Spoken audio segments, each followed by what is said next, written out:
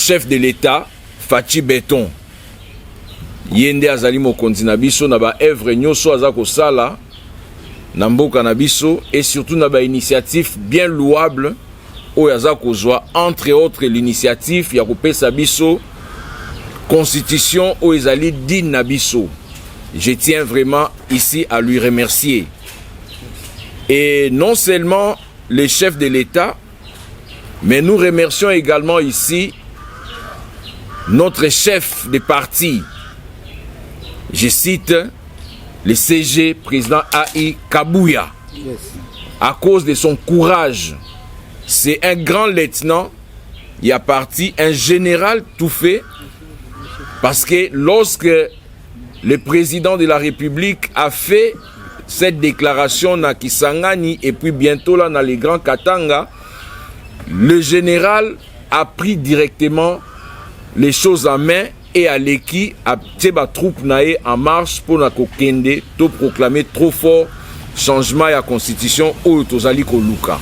C'est la raison pour laquelle nous autres ici on se retrouve ici et toko passer na ba cellule nyoso tozo le kabisika ebele. Déjà je vous ai dit que cet avant-midi on a été à Kaluka pour faire la même chose, même exercice, il y a qu'au prêcher.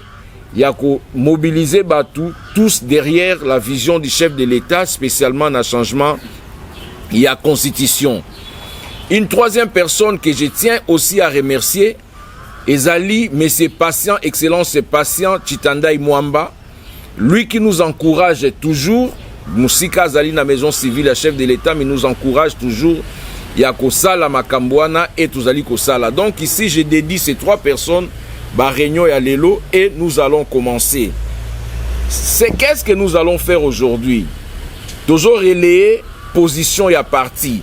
Position et à parti, ils allaient clairement déclarer, nous sommes pour le changement de la Constitution. Mais alors, lorsque toujours le batoza changement de la Constitution, je crois qu'il faut tous la matière qu'il faut pour na koyeba. On nous posera la question, bozo changer nini? Bozo changer yango pona nini? Bozo changer yango pourquoi? C'est vrai que tu as transformé Batunyo sur un constitutionnaliste awate, mais les grandes lignes de base, il faut tous en yango pona toyeba. Pour une petite histoire, est-ce que la constitution c'est une tente dressée pour l'éternité? Non. Constitution ezali tente moko dressée pour l'éternité. Et logo oyo ba changeagate ezali logo oyo ezali dressé pour l'éternité. J'aimerais que to saisir phrase wana. To saisir phrase wana et puis to banda ko diviser yango partout, koloba yango partout. La constitution n'est pas une tente dressée pour l'éternité. Donc le col a déjà ezali tente moko dressée pour l'éternité te tokoki ko changer yango. Et toko changer yango, n'est-ce pas? Oui. Mais alors, Nagolingato qui est un peu brièvement, aujourd'hui peut-être que Toroko a vraiment Dindo sauté, président, mais Toko lancé quand même ma base sur des choses que Toko solo la nayango. Parce que séance Nabiso Yasuka et que vous allez vraiment séance Moko ya échange. Oyo, nous allons échanger entre nous, na démocratie, vous savez que l'UDPS, ils allaient parti Moko Oyo et promaka démocratie. Donc, tu peux changer vraiment. Ba idée contraire et gobima. Et à Nasuka Nayango, tu peux s'aligner derrière position et parti. Oyo ezali lissus na ba ambiguïté. Le président Aïe, le secrétaire général Augustin Kabouya, aloba kiango clairement que tozo kende pona changement ya constitution. IDPS viva. Viva. Il y a monene. Owa bengaka beaucoup likonzi na lingala. Et ils allaient toujours accompagner d'aba loi, n'aba règle, nyoso oyaka ko simba yango et kenango jusqu'à la fin. Mais c'est la ligne, eza neti Bible nabiso, ligne nabiso principale. Na lobby ezali neti Bible, mais na lobby tek ezali Bible. Parce que toeba toujours phrase ou toujours toko maintenir na soirée à l'élo que la constitution n'est pas une tente dressée pour l'éternité. Donc, il faut changer. Moi, nasoki abotami. Allez, kakaba étape moko, ya vinae. Naissance azali enfant, après un moment a commis na puberté, après un moment a commis adulte, ti troisième âge, ti ndenga koya kokufa. Ba changement wana et ça la makana vie à mutu. De la même chose dans un pays, puisque mboka na biso ezali dynamisme moko o ekendaka, il y a rien qui est statique, que evandika ka bongo.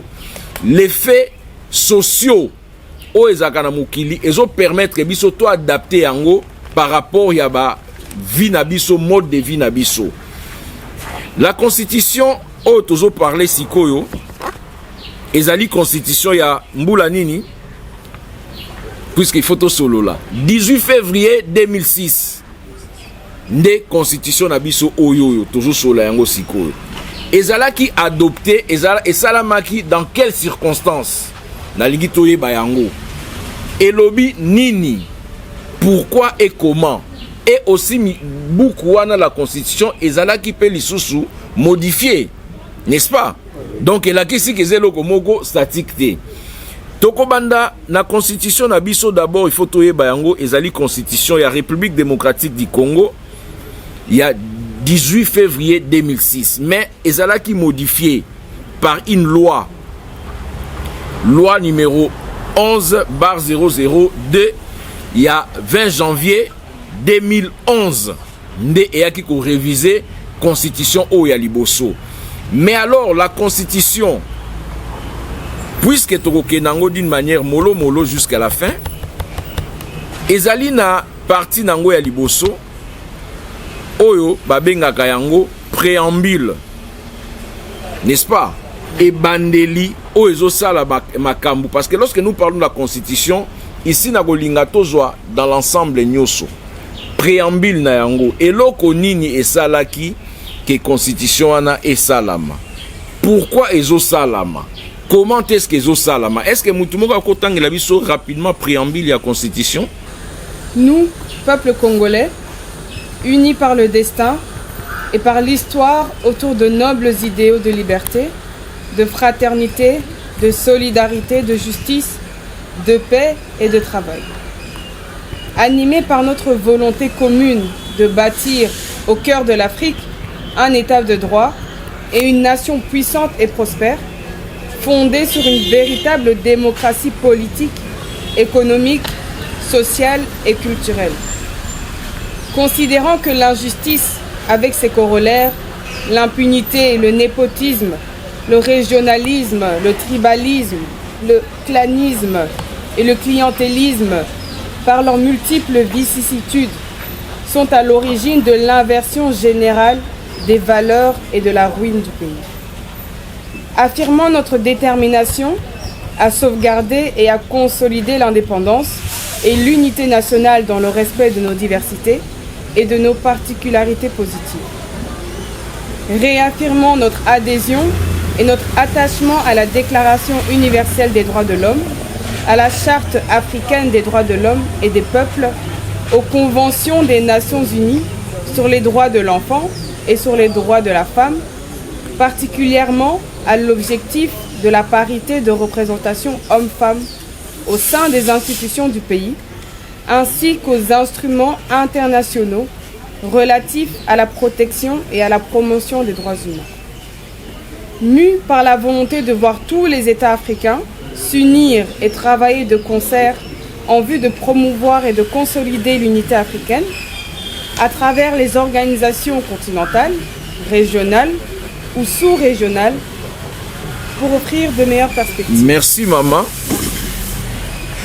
Wana ezali une partie ya constitution na biso préambule et bandeli pona nini bosala ki bozo luka nini na kosala constitution wana. Voilà pourquoi bapesi biso préambule wana nyoso. Mais lorsque bokotanga préambule wana et que toke na loi 11/002 oyo est transformé constitution, bakel lisusu koloba ba motif nini oyo tomonaki. C'est ba motif wana nde etindaki batu il y a régime passé ba modifier constitution wana. Donc cela veut dire quoi? Na constitution o ezalaki ba moni quelques ba motifs oyo esengi batu ba transformer yango. Je sais pas si je me fais comprendre. Oui. Mais alors na constitution na biso o tozali na yango sikoyo. préambule na biso soki bolandi yango bien ezolakisa biso quand est-ce que constitution wana esalamaki. D'abord ezalaki adopté quand esalamaki, quand est-ce que na référendum et quand est-ce que ba adopté yango. Qui ont été à la base ya constitution wana? Qui? Pourquoi est-ce que constitution wana esalamaki? Les pourquoi? Comment est-ce que constitution wana esalamaki? Les comment? Trois choses pour que senga biso total la yango. Qui, pourquoi et les comment. La constitution, tant tozala qui pour une petite histoire, mboka na biso divisé, tel azubo et tel azubo et bomobule salami, pour la raison de l'unité et n'a pas intérêt pe l'issue politique ya batu, il faut pas que tout se trompe. Batu ba se décider, ba créer une constitution. Ba commission salamaki, Sénat evandamaki, ba bengaki bato libanda, yo yaka na mwa maele boye, yo sala boye, elongwa ekei awa et tout. Mais l'homme blanc, il faut pas oublier, a été pour beaucoup Nailo Koana. C'est pourquoi ba imposa ki biso même les 1+4. Les 1+4 n'était pas une invention ya biso. On nous a imposé Elo Koana. Qui nous a imposé Elo Koana? Mundele oyazalaki na même mise moko boye na kati. Il est pèse viva. Viva. Est-ce que Tolingi Tilelo Mundela dirige Bisokaka? Non. À quoi ça sert notre indépendance? Est-ce qu'actuellement nous on peut pas réfléchir? Il faut que Moutoumsousa réfléchisse pour n'avoir pas Sabiso Likam. Est-ce qu'actuellement ba belligérant bazalika ba guerre wana ndenge zalaki? Non. Malgré que moi Moboulou ya Moutoumoko boazosa Moboulou na ekuna, mais nous avons l'espoir qu'il aussi là très bientôt. Et alors Batouana, c'était dans cette circonstance wana ya Moboulou, cette circonstance wana ya batiraillement nde batu bavandaki basa la constitution. Ngai nazoke nango simplement na exemple. To vandi boye, to meli masanga to langwe, to bimi, to kei tellement que fatigue leki, to lali na balabala. Est-ce que la gis na lala na balabala? Je reprends mon exemple. To vandi awa mbula ebandi, to bimi moyen kozwa transport ezalaki te, to e to lali na arrêt place moko boye salamaki. Est-ce que to lala na balabala?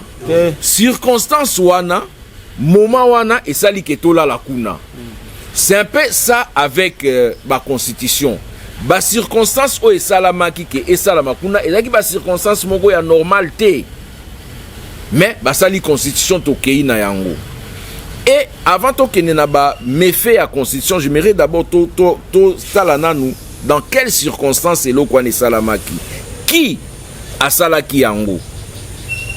Lorsque tout est Salamaki, nous pouvons voir que nous allons reprendre tout ça, les qui, les comment et les pourquoi, et avant tout même na Modzindo et la constitution, na Kati. Tout ça, ça nous a montré comment est-ce que Elo Kwane Salamaki dans des conditions où ils allaient qui normal.